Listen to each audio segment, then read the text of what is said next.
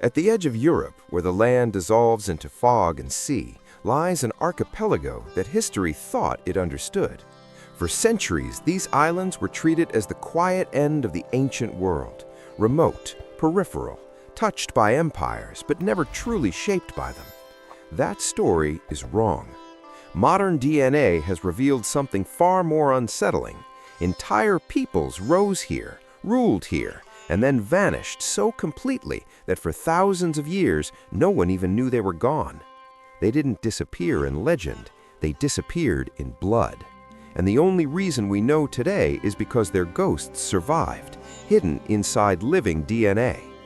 To understand how entire populations could be erased, we have to go back to the end of the Ice Age, around 12,000 years ago, when Britain and Ireland were not islands at all. Sea levels were lower, and a vast land bridge, Doggerland, connected these lands directly to continental Europe. Across this frozen plain came the first pioneers, the Western hunter-gatherers. They carried ancient paternal lineages like haplogroup I2 and maternal lines such as U5.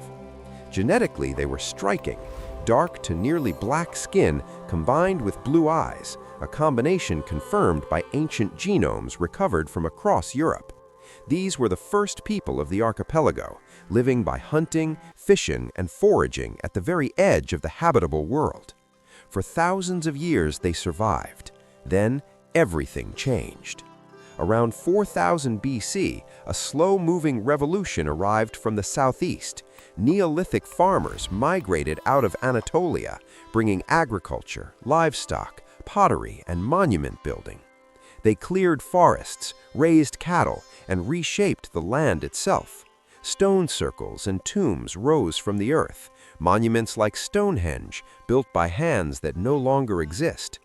These farmers looked different from the hunter-gatherers they replaced. Lighter, olive-toned skin, dark hair, brown eyes, shorter stature.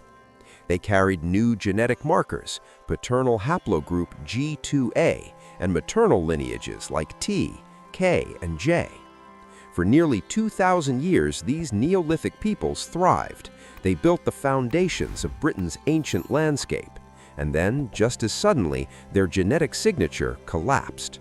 Around 2400 BC, a new population arrived, one that would permanently alter the DNA of the islands, the Bell Beakers. Descended from the Yamnaya steppe herders of the Russian plains, they arrived with horses, wagons, bronze metallurgy, and a radically different social structure. They were taller, stronger. They carried genes for pale skin, lighter hair, and increased physical robustness. But their most profound impact was invisible. They carried paternal haplogroup R1b, specifically the L21 branch.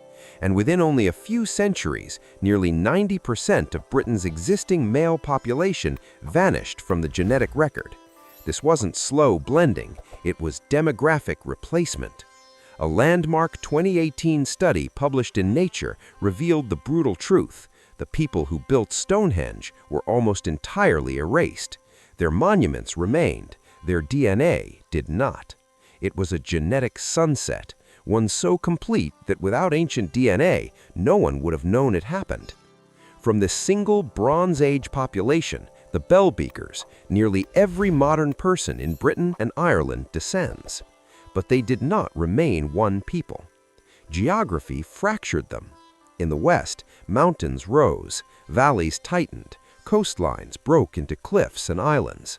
And as history unfolded, these natural barriers determined who would be changed and who would endure. Wales became a refuge. As the Roman Empire expanded into Britain, it transformed the south and east. Cities, roads, villas, and forts reshaped the lowlands. Yet even after nearly 400 years of Roman rule, genetics reveals something shocking. The Romans governed, they did not replace. The true transformation came after Rome collapsed. In the 5th century, waves of Angles, Saxons, and Jutes arrived from what is now Germany and Denmark. This time it wasn't administration, it was settlement. Eastern Britain was reshaped by Germanic migrants whose genetics replaced between 30 and 50% of the local population.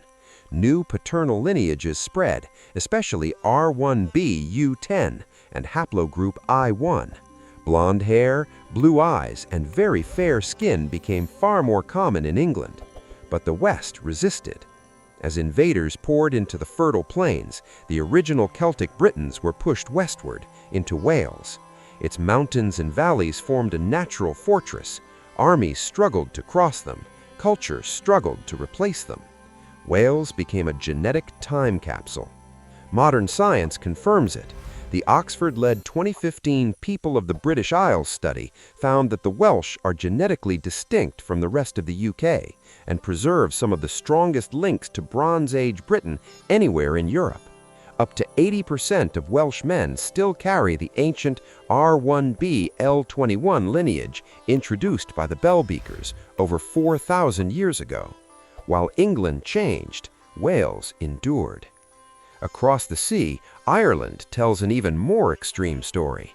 Rome never conquered. No Roman cities, no legions, no genetic reshaping. Isolation preserved an ancient Gaelic core, especially in the West, where Bronze Age ancestry remains astonishingly high to this day. In some rural regions, more than 80% of the male population still carries R1b L21, forming one of the most genetically continuous populations in Europe. But Ireland was not untouched. Beginning in the late 8th century, the Vikings arrived. At first, they came as raiders, then they stayed. Unlike Britain, where Vikings were often absorbed into rural populations, in Ireland they founded cities, something the Irish themselves had never done. Dublin, Wexford, Waterford, Cork, Limerick.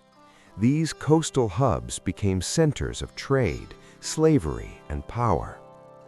Over generations, Norse settlers intermarried with the local population, creating a hybrid Norse-Gael culture. They left genetic traces behind. Paternal haplogroup I1, Scandinavian subclades of R1a, lighter pigmentation traits common in Northern Europe. The result was a split Ireland, an ancient Atlantic interior, and a Viking-shaped coastline. North of both lies Scotland, not a fortress, a crucible. Genetics reveals that the massive Bronze Age migrations that homogenized southern Britain barely reached the north. Even 3,000 years ago, Scotland remained distinct. When the Romans arrived, they encountered fierce tribes they called the Caledonians, and later the mysterious Picts, the Painted People. The Picts left carved stones but no written language, vanishing from history without explanation. DNA suggests they were the indigenous Iron Age people of northern Britain. Then came migration. From Ireland, a Gaelic kingdom called Dal Riata expanded into western Scotland. These settlers, the Scoti, brought the Gaelic language and culture that would eventually give Scotland its name. Over time, they merged with and absorbed the Picts. And then came the Vikings again, but this time mostly from Norway. In Orkney and Shetland, Norse settlement was so extensive that up to 25% of modern DNA is Scandinavian. Specific maternal haplogroups like U5B1B1 and high frequencies of R1a and I1 still mark these islands today. Scotland became layered, Pict beneath Gael, Gael beneath Norse, all forged by isolation and conflict. Finally, we turn to England, the most exposed, the most transformed. Before the English, there were Britons. Before the Britons, Beakers. But England's position, open to the continent, made it uniquely vulnerable to migration. After Rome withdrew in 410 AD, the Anglo-Saxons arrived in force. Genetics now confirms what historians long debated. This was not merely an elite takeover, it was demographic replacement. eastern England was fundamentally reshaped. And then, centuries later, the Danes conquered half the country. The Danelaw added yet another layer of North Sea DNA. England became a synthesis, a genetic bridge between Britain and mainland Europe. 4 nations, 1 archipelago. The Welsh, guardians of the Bronze Age past. The Irish, isolated Atlantic roots reshaped by Viking ports. The Scots, a northern blend of Pict, Gael, and Norse. The English, the great hybrid of Briton and Germanic migrant. What maps show as borders are, in truth, fault lines, created not by nations, but by mountains, seas, and the movement of people. And the most unsettling truth of all, entire civilizations can disappear without a trace, unless DNA remembers them. Stonehenge stands, but its builders are gone. Pictish stones remain, but the Picts vanished. Doggerland sank, taking thousands of lives and cultures with it. History does not always leave ruins. Sometimes it leaves only genes. You are not a single story. You are a manuscript, written, erased, and rewritten by invasion, survival, and chance. Every cell carries echoes of migrations you never witnessed and peoples who never knew your name. These are not legends. They are written in DNA. And the ghosts are still with us.